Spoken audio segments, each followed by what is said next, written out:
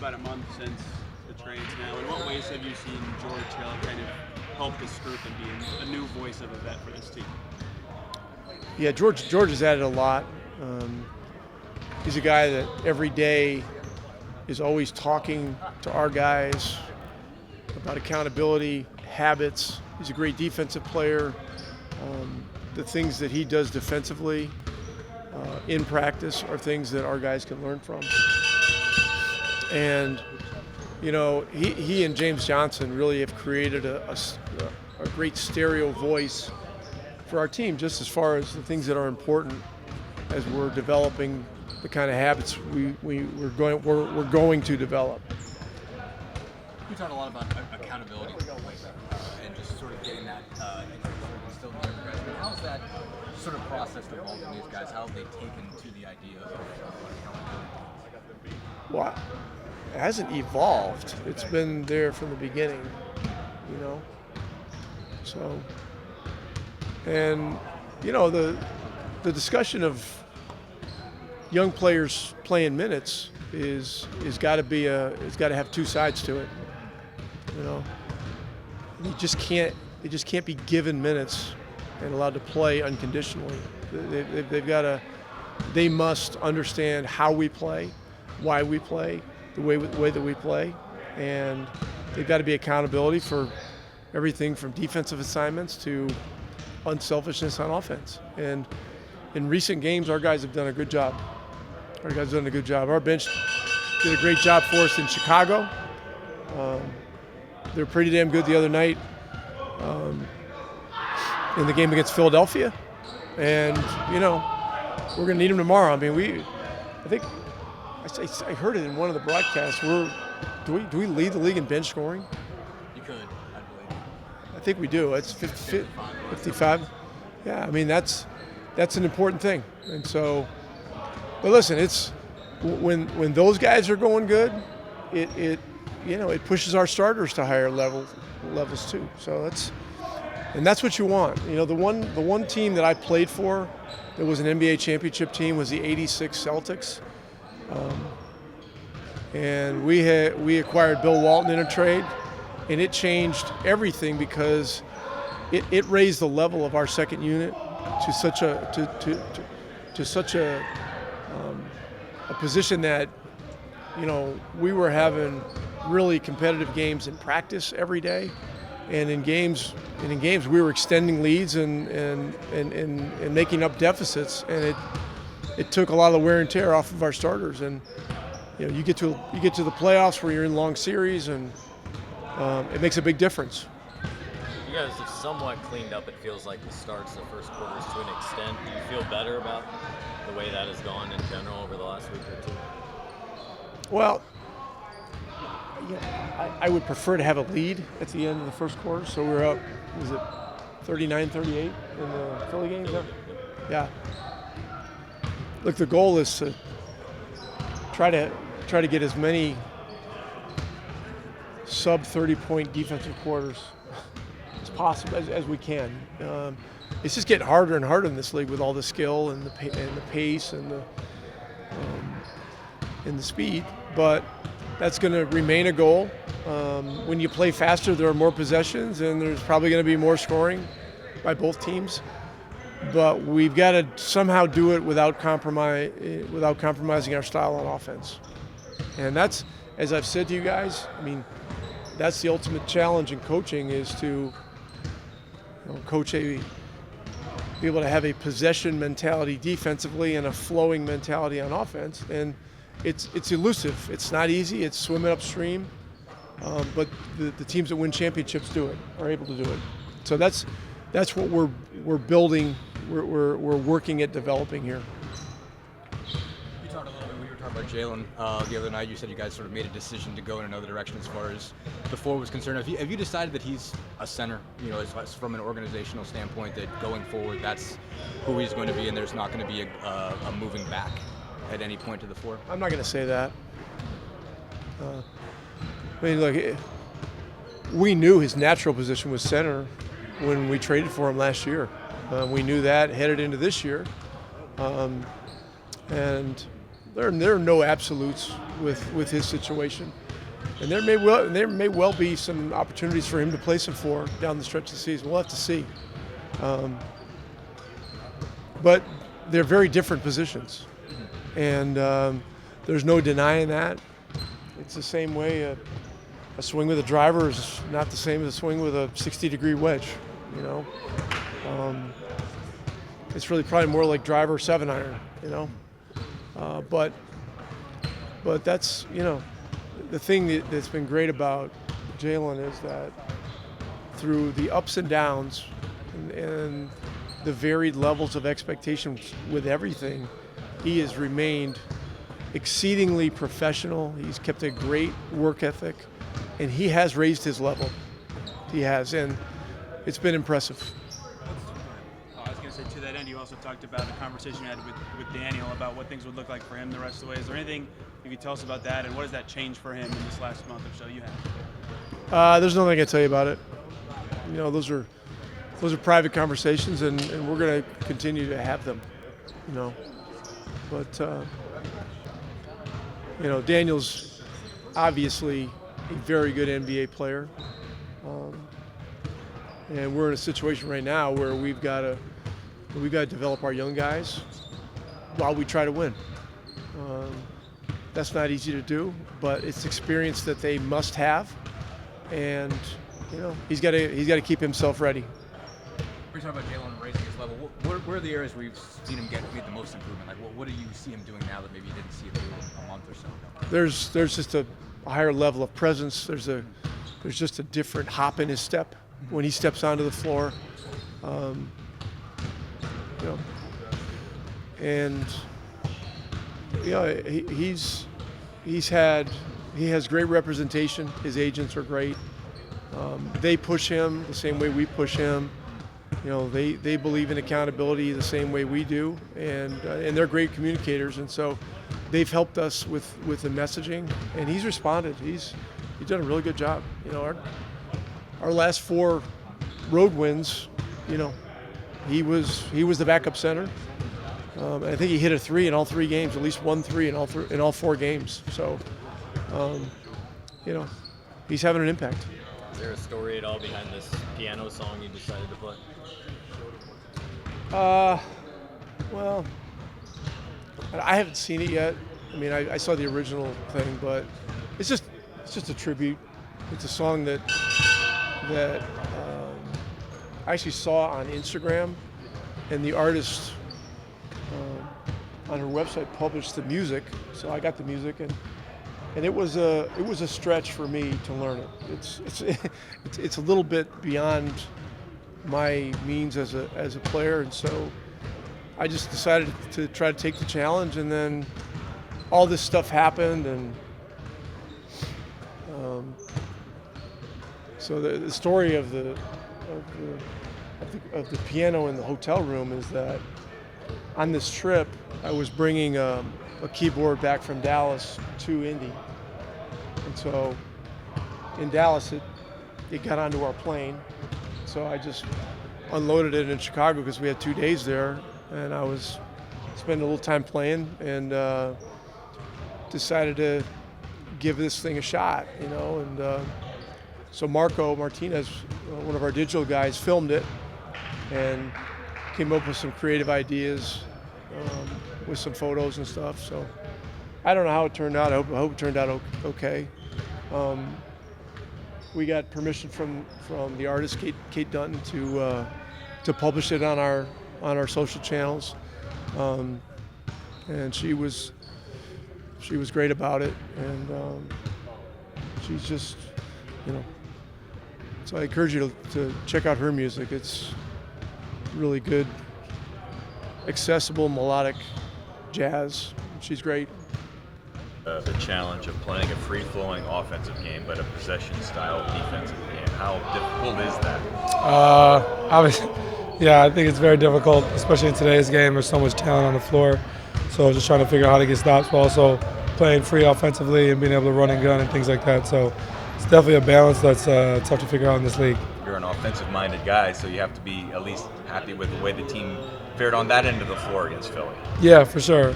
I think We scored 140. That should be good enough to win. Just gotta get enough stops down the stretch, and a lot of times we had having some offensive mistakes that led to leakouts for them, and it led to easy buckets for them. So we just want to be better on the offensive end and obviously the defensive end mainly. 140 is good enough to win in this league. We just gotta get stops. You obviously weren't involved in the last one because you were hurt, but after the Spurs game, a lot of the guys said they didn't feel like they took those guys seriously enough. I guess how important is it to apply that lesson to make sure that doesn't happen again against Houston, against a team that is similar? I mean, if you're not taking guys serious enough in this point of the season, then obviously that's an issue. So, if we ain't learn from that come tomorrow, then we don't deserve to be where we want to be. So, we just gotta be ready to go tomorrow. You've been about a month with George now. How has he helped you, and what sort of ways have you seen his leadership style help this team? Yeah, he just holds me accountable every day. Obviously, being known for his consistency on both ends of the floor throughout his career, and especially on the defensive end, and what he brought to this organization, in the last a decade ago. It's important, and he holds me accountable every day in game. When I come out of the game, he's usually the one who talks to me more than the staff. In practice, he's the one who gets on me. So it's always good to have good vets around you, and he's been really good for me. Another pesky defender on you in practice between him and TJ. You sick of these pesky vets? Nah, at this point I'm used to getting hacked, so they're not going to call it in practice anyway, so it just comes with it. I mean, you obviously learned a lot from James. You talked a bunch about that, but obviously George has played your position. I mean, what's different? What's more helpful about that he's been in your spot, he's had to make the same decisions that you have? Yeah, I think just everything in this league, it's a lot of shared memories, a lot of shared experiences in this league in different ways. So I think him seeing other stars in this league, other stars in this organization firsthand, I think he's just been able to help guide me, on the floor, off the floor. It's been really good so far. It's like a real relationship, and I think something that even if we weren't teammates after this year, who knows what will happen happens in this league, but just somebody that I can always call, somebody that I can really trust, and he's just been a really good vet for me since the day he's got here. Is there any, one or two things that you've learned from him that kind of stuck out that made you maybe view something differently, or any really important piece of advice that have stuck out? I don't know if it's anything specific. I think it's just accountability, and from the moment he got here, I'm trying to think the first game they came after they got traded, what game that was. I don't know if I was playing yet. Maybe the Laker game? The first one they played in was the first game after they got traded. What game is that? Sound like Utah, because Lakers was when you came back. They got traded. No, it was the first game of back-to-back. It was King. We lost. Yeah, it was King. No. We lost the game, whatever game it was. I think it was Utah. Is it before the All-Star break? It was before All-Star break. Utah was the first game they played in. Okay, then the game before that, probably. But yeah, I mean, from that moment on, we lost. I remember losing early, right when he got here, and him holding guys accountable with his voice as soon as he got here, not even knowing anybody for longer than, one night. So I think that's just something that stays with me, just using your voice the right way. And I think people respect his body of work, and that's why people listen to him. So hopefully I'm able to play his game for as long as he has, and I'm able to follow suit. I want to talk to you about. Yeah, Mike, chill out. He's gonna do all the fashion stuff. I think. In terms of your fashion, take me through kind of when that started to become a thing for you. Forever. I used to want to, as soon as I got tall enough to wear my dad's clothes in middle school, I used to sneak down there every morning to throw on his outfits.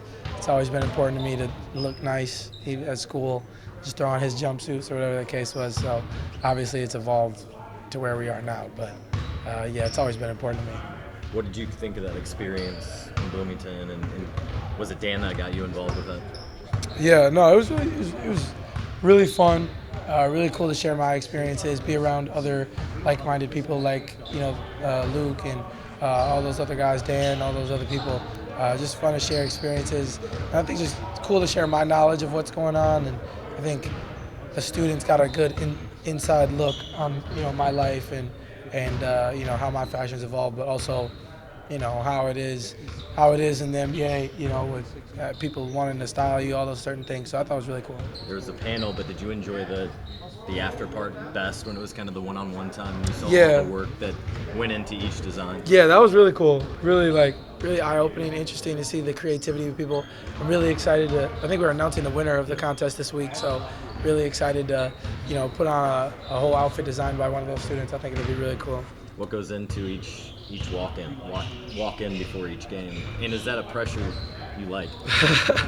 I don't know what goes into it. I just try to I allow myself some time early to pick out my outfit. Sometimes I get fuzzled and then I throw on some BS. So just give myself enough time, and then I don't like to carry my shoes down the tunnel because it messes up my outfit. So I got a designated shoe person here who carries my shoes. So shout out to Cole. How would you describe kind of your inspiration behind that? Or is there? You talked a lot about going on Instagram and browsing stuff. Is there like one account or one designer? No, I think just finding like-minded people, things that I like, and just mixing it up every day. It's important for me to mix it up and not caring what my teammates think sometimes. Buddy always on me about my fashion, even though he wears the same thing every game. But I just don't listen to clowns like him. Just keep it going, keep it moving. And the thing you hate is if someone else is wearing it, you don't want. Oh that. yeah, it's got to be a unique item. Yeah, if I see a shirt somebody else has, I don't want to wear it. Yeah, it's a fact. What does your dad think then in turn about your fashion, considering he was kind of that inspiration? My dad loves it. He loves the creativity. He loves stepping outside the box. My mom hates it. My mom just wants me to wear sweatsuits all the time. I promised her just no skirt. So as long as I don't wear a skirt, I'm good with my mom. Who's the best on the team besides yourself then? Best dressed on the team outside of myself. O'Shea? No, James. Best friend. James, then O'Shea. Buddy, middle tier. Buddy's decent, but repetitive. He wore a bucket hat the other game. I was like, wow, never seen him wear a bucket hat. So I like to see him changing it up. For sure, be who you want to be. I want to say something quick though before y'all ask.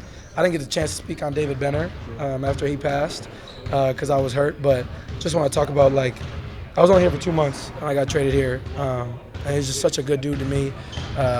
Right away from the moment I got here, it was obvious that he was kind of the guy around here. Nobody ever said anything to me, but our conversations were always amazing. Loved being around him.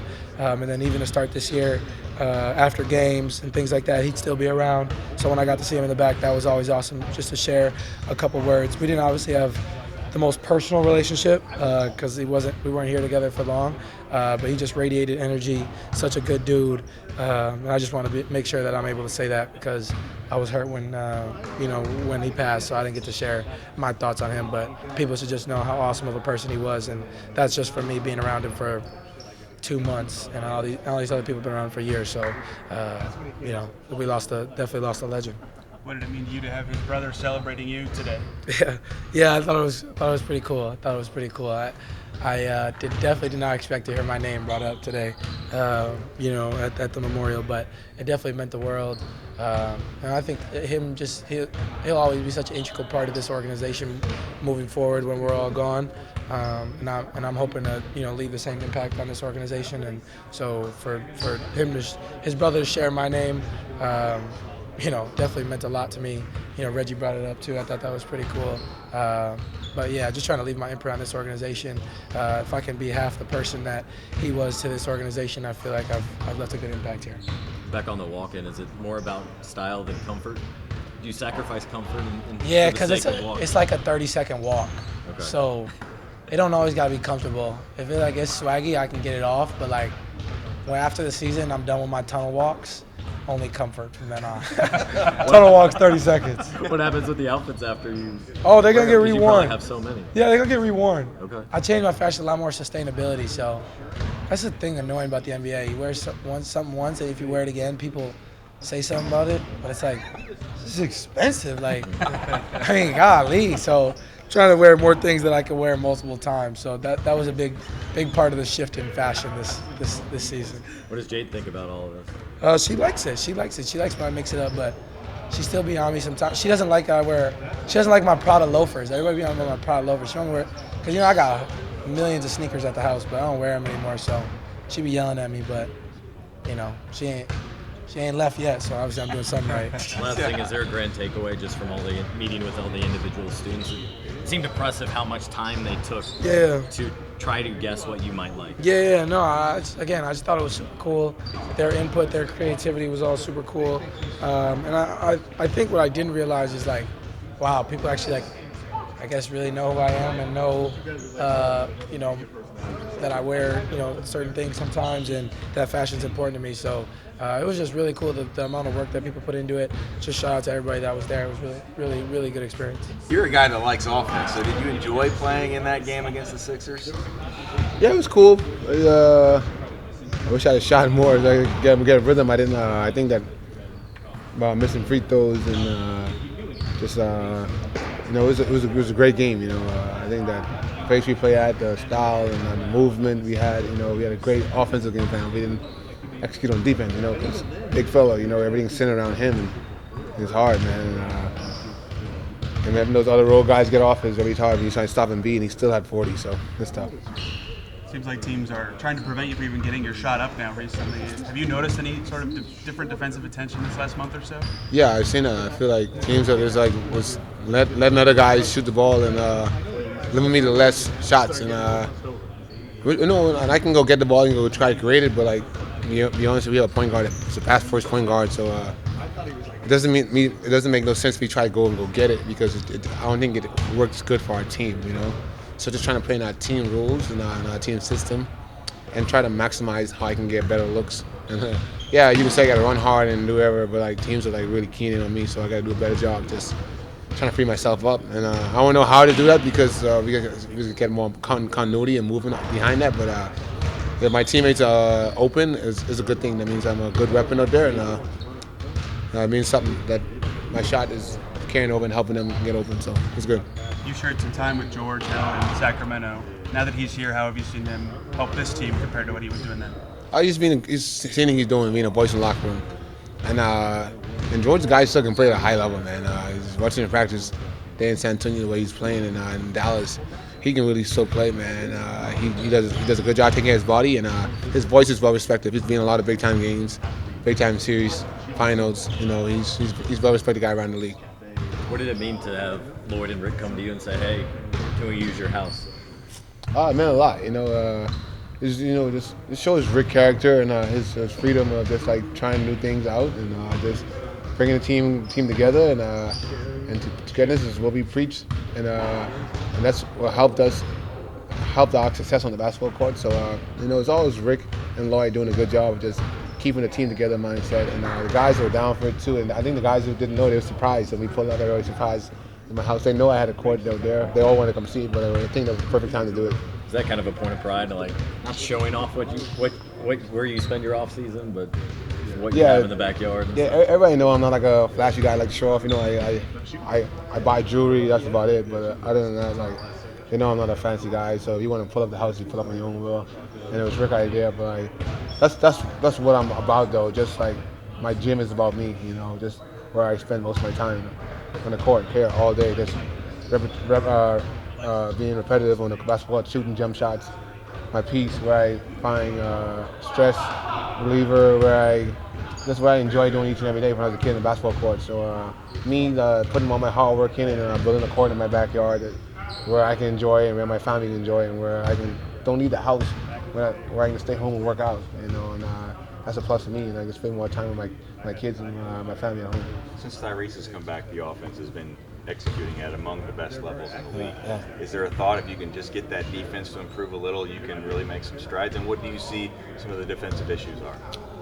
Yeah, you just gotta watch film and see what's hurting us. We just gotta do about better. Just continue the ball by ourselves, less help, and coming down and getting out. Like you said, the offense is being elite, but it's getting out and it's getting stops. And one shot stops, not multiple shot stops, and that's killing us enough. And fouling, putting guys in the free throw line. When you put teams in the free throw line, then teams will be able to set the defense. Now it's really hard to guard against the NBA team and the defense is set. So we have to be more smart and less not fouling guys. You guys talked after San Antonio about not feeling like you respected those guys enough. I guess how important is it to apply those lessons tomorrow night when you play a Houston team that's got a similar record, just to make sure everybody knows, hey. I think that I think every game we play that we haven't won. Where guys, you go in the locker room and they say, oh, so and so is sitting out, and we get our ass spanked. Excuse me, pause. I mean, we just get beat. Yeah. Don't take teams serious, and we just gotta feel like we just gotta lock in and stuff like that. Come approach the game as in a more professional way and win games that we're supposed to win, and doesn't worry with who's on the court, with jersey number or name in the back of the jersey. Just go there, compete, and play our basketball.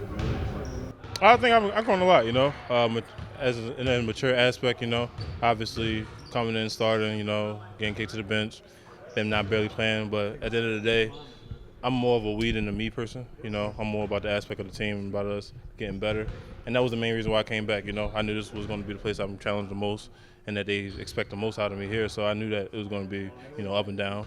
But, I mean, it's nothing that's going to waver me, like I said, I came back here for the better of my career, and I still believe that.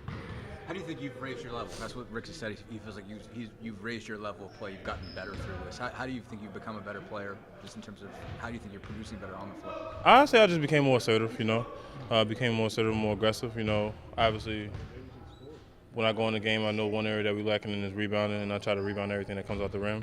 And obviously, being the backup five, either me or Isaiah, that it comes with a lot of responsibility of being a defensive anchor, because obviously Miles is that for the first unit, and we try to come in and do as best as we can.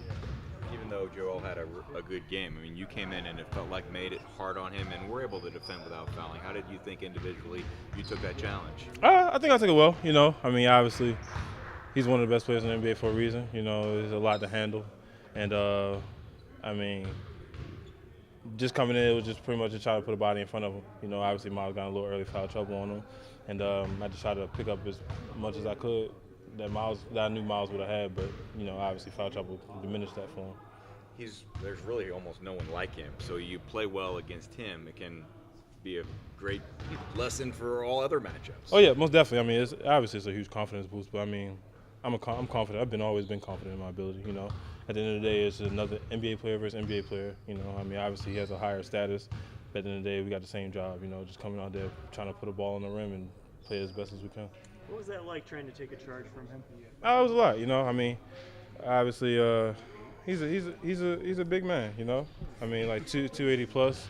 I'm like 225. I'm on a good day, so It took a lot on my chest, but at the end of the day, I expected it coming in, so it was nothing that hurt me, Does being assertive come naturally to you, or do you have to kind of think about it right when you come in, things like that?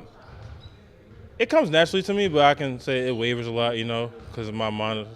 I'm such a overthinker, that's just something that God blessed me with, is being an overthinker, and my mind starts to wander a lot, and then I gotta get back into that mode of knowing that, like, okay, forget the last play. Just play your hardest and as best as you can. I feel as though that's where I grew the most throughout this time period. When you say overthinking, you mean you're just constantly considering what's already happened and what's in front of you? Yeah, just pretty much just trying to be perfect. Obviously nobody's going to be perfect as much as you want to, but I feel as though that's what I mean by overthinking. Just trying to be perfect for me and for the team.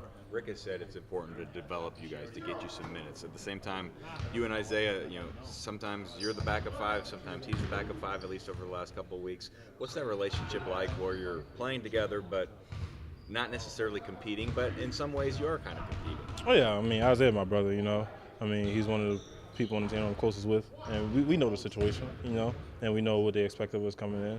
And at the end of the day, it's just whoever number's called, and obviously, if it's the day that his number called, I'm still be the best teammate I'm going to be, and I feel as though that he's the same way if my number's called. And just coming in, just trying to do our best and just making sure that we're giving full effort. What's it take physically, mentally, I guess, to stay ready through that? Sometimes when you don't know if you're going to play or not, or even sometimes when you know that you're probably not going to play, what's it take to sort of maintain a level, maintain a rhythm when it's kind of up and down when it comes to minutes? It's tough as young players. Obviously you want to play, you want to play 40 plus minutes a night, but at the end of the day, you're not going to, and it's just something that you got to deal with, ain't nothing but a little bit of adversity, and at the end of the day, we wouldn't be here if we weren't able to handle that type of adversity, and I feel as though that the best way to handle it is just, like you said, be mentally prepared and making sure that you're always ready, because you never know, somebody could get, God forbid, somebody could get hurt, somebody could get in foul trouble like Miles did, or something just out of this world could happen, and you just got to be ready. If your number's called, then you got to be able to do what they expect you to do.